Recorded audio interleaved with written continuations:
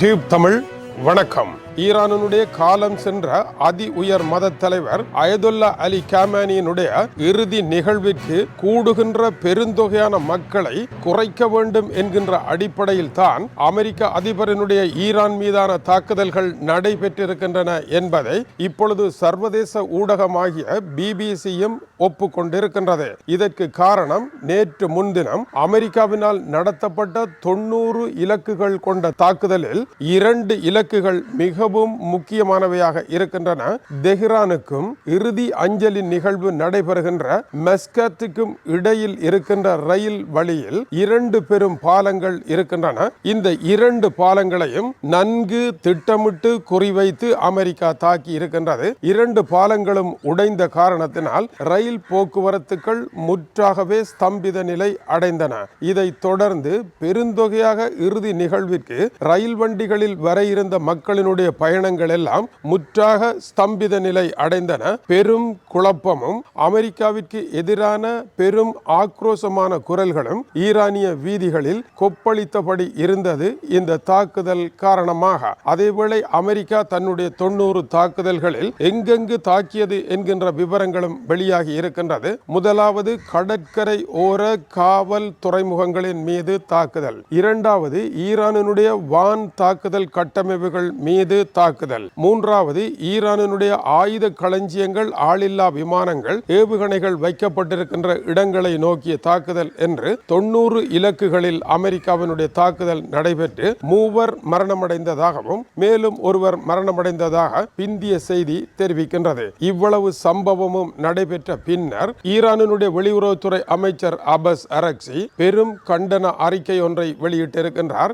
America யுத்த நிறுத்தத்தினுடைய தார்மீக கடமைகளை ஈரான் மீறுகின்றது என்று கூறியபடியே தான் எவ்வளவு பெரிய தவறை செய்திருக்கின்றது என்பதை அவர் சுட்டிக்காட்டினார். முதலாவதாக இந்த ஒப்பந்தமானது 2 நாடுகளும் இராணுவ ரீதியான நடவடிக்கையில் மிகவும் நேர்மையை கடைபிடிக்க வேண்டும், தாக்குதல்களை நடத்தக்கூடாது என்பது மூல சூத்திரமாக இருக்கின்றது. இரண்டாவதாக இன்னொரு நாட்டினுடைய ஆழ்புல எல்லைகளையும் இராணுவ அமைப்புகளையும் மரியாதையுடன் அவதானிக்க வேண்டுமே அல்லாமல் அவற்றை சீர்குலைக்க கூடாது என்பது இரண்டாவது உயிர் நாடியான விடயம். மூன்றாவது 60 தினங்கள் தொழில்நுட்ப சிக்கல்களை தீர்வு செய்து உண்மையான அமைதி ஒப்பந்தத்திற்கு தயாராகி முடிப்பதற்கு இந்த கால அவகாசம் தரப்பட்டது. இந்த 60 தினங்களையும் நாசமாக்கி இறுதியான ஒரு பேச்சிற்கு போக முடியாமல் எல்லாவற்றையும் குழப்பி அடிப்பது போல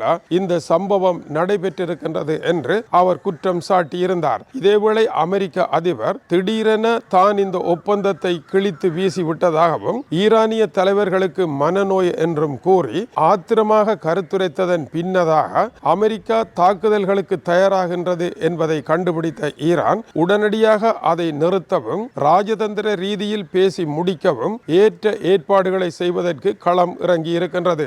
இதில் முதல் அம்சமாக ஓமான் நாடு, கட்டார், அடுத்து துருக்கி ஆகிய 3 நாடுகளுடனும் ஈரானினுடைய வெளியுறவுத்துறை அமைச்சர் அந்தந்த நாடுகளினுடைய வெளியுறவுத்துறை அமைச்சர்களுடன் தொலைபேசி வழியாக பேசி அமெரிக்காவை கட்டுப்படுத்தவும் யுத்த நிறுத்தத்தை தொடர்ந்து முன்னெடுக்கவும் புதியதொரு கோணத்தில் பேசி இதுபோன்ற நெருக்கடிகளும் உளவியல் சிக்கல்களும் வராமல் தடுப்பதற்கும் ஆவண செய்ய வேண்டும் என்றும் அதற்கு தமது தரப்பில் இருந்து தரக்கூடிய வாக்குறுதிகள் என்ன என்பதையும் அவர் சீராக விளங்கப்படுத்தி இருந்தார். ஆனாலும் கூட அமெரிக்க தரப்பில் ஈரானினுடைய இந்த முயற்சிகளுக்கு இந்த நிமிடம் வரை ஒழுங்கான எந்த பதிலும் கிடைக்கவில்லை. ஏனென்றால் இந்த ஒப்பந்தம் நூல் இழையில் ஆடிக்கொண்டிருக்கின்றது. இந்த ஒப்பந்தம் நூல் இழையில் ஆடுவதற்கான காரணங்கள் பல உண்டு. முதலாவது, ஈரானினுடைய மக்கள் இப்படியொரு ஒப்பந்தத்தின் மூலமாக பிரச்சனைக்கு தீர்வு காண அவர்கள் விரும்பவில்லை.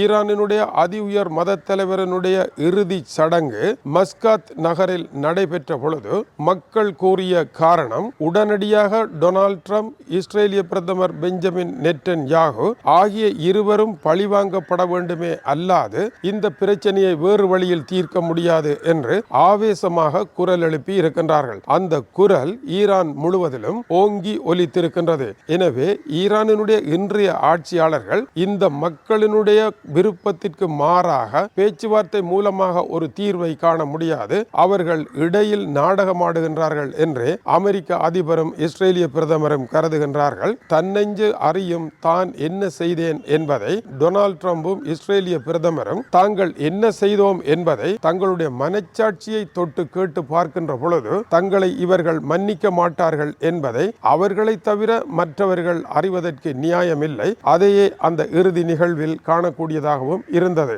அதேவேளை அமெரிக்க அதிபரனுடைய இந்த செயலை மரியோரி ட்ரெய்லர் கிரீன், அமெரிக்க அதிபரனுடைய MAGA என்கின்ற மேக் அமெரிக்கா கிரேட் அகெயின் என்கின்ற அமைப்பின் முன்னணி உறுப்பினராக இருந்த பெண் பிரதிநிதி இப்பொழுது கடுமையாக அமெரிக்க அதிபரை விமர்சித்து தன்னுடைய எக்ஸ் வலைத்தளத்தில் எழுதியிருக்கின்றார். அவர் குறிப்பிடுகின்றார், டொனால்ட் ட்ரம்ப் எதற்காக இப்பொழுது ஈரான் மீது தாக்குதலை நடத்துகின்றார்? அவர் தேர்தலில் போட்டியிட்ட பொழுது எங்களுக்கு தந்த வாக்குறுதி என்ன? இனிமேல் அமெரிக்கா வெளிநாடுகளுக்கு சென்று சண்டை போடாது என்று கூறித்தானே அதிபர் பதவிக்கு வந்திருக்கின்றார். இப்பொழுது ஈரான் மீது அவர் நடத்துகின்ற தாக்குதல் என்ன உள்நாட்டு போரா என்று கேட்டிருக்கின்றார். இரண்டாவதாக, டொனால்ட் ட்ரம்ப் எதற்காக இந்த தாக்குதல்களை நடத்துகின்றார்? ஈரானினுடைய அணுகுண்டு உருவாக்கத்தை தடுக்க போவதாக அவர் வேடம் போடுகின்றார். ஹோர்முஸ் நீரிணையில் தாக்குதலை நடத்துவதன் மூலம் அதை கட்டுப்பாட்டில் கொண்டு வருவதன் மூலமாக ஈரானினுடைய அணுகுண்டு உருவாக்கத்தை தடுக்கலாம்